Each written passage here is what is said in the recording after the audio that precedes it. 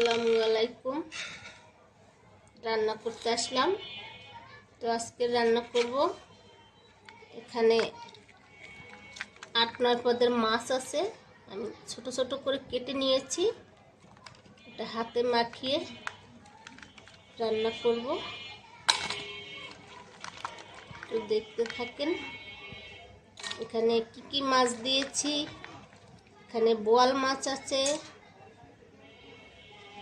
খলিশা মাছ আছে, টাকি মাছ আছে, তারপরে পুঁটি মাছ আছে, তারপরে ছোট ছোট করে চিংড়ি মাছও কেটে দিয়েছি, শিং মাছ আছে। এখানে 2 পদের খলিশা মাছ দিয়েছি, 1 পদের খলিশা, আর এটা বড় ছিল তাই ছোট ছোট করে কেটে দিয়েছি।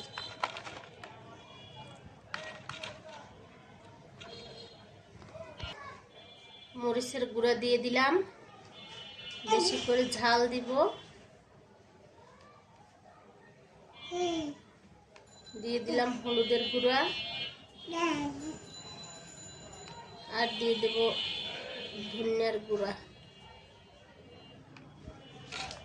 দিয়ে দিলাম একটু কুচি করা পেঁয়াজ, কাঁচামরিচ, আর দিয়ে দেব বাটা মশলা। এখানে পেঁয়াজ বাটা আছে, রসুন বাটা, আদা, জিরা একসাথে দিয়ে দিলাম।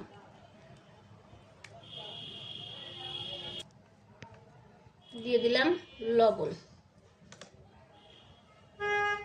অল্প পরিমাণ তেল দিয়ে মেখে নেব, আর মাছটা তাওয়ায় রান্না করব।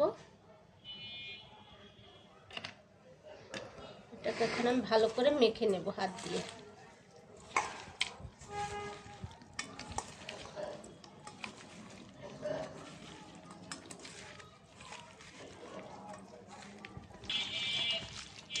এই যে অনেক সুন্দর করে মেখে নিয়েছি।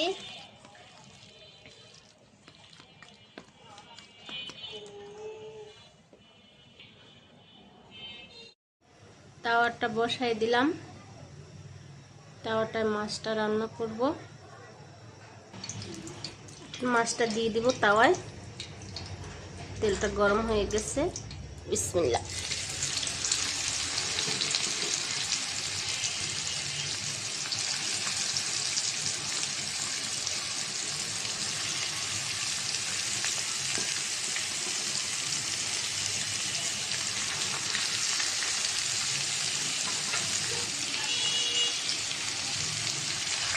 ছড়াই ছড়াই দেব হাত দিয়ে।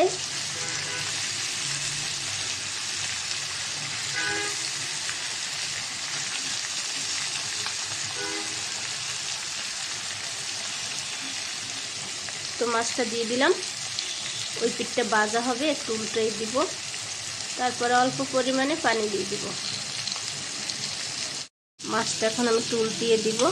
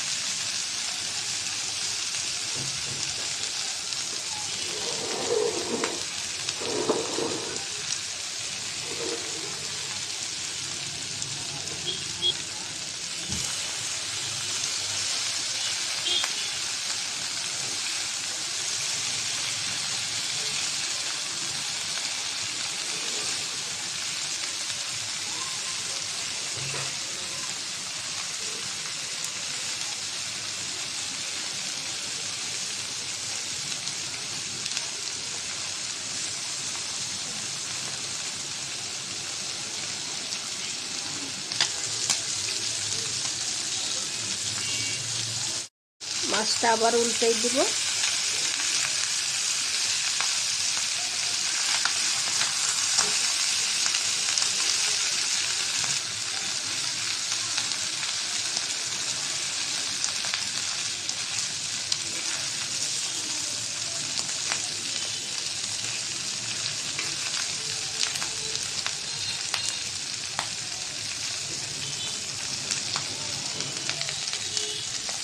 অল্প পরিমাণে পানি দিয়ে দিব, হাত ধোয়ার পানি ছিল।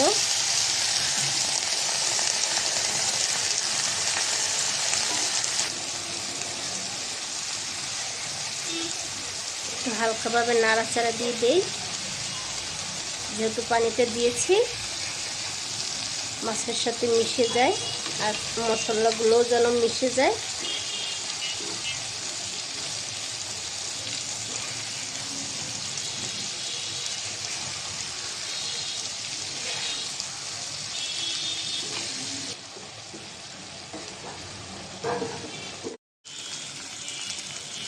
ঝোলটা শুকিয়ে গেছে, একদম ভাজা ভাজা করে নিব উল্টিয়ে উল্টিয়ে।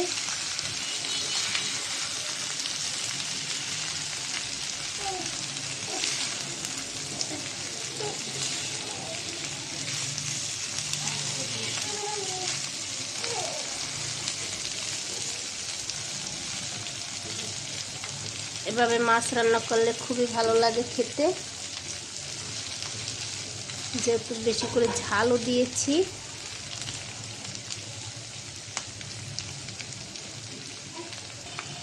তো মাছ রান্নাটা হয়ে গেছে, এটা এখন বাটিতে তুলে নিব। দেখেন কত সুন্দর করে মাছটা রান্না করলাম আমি। এখানে অনেক পদের মাছ।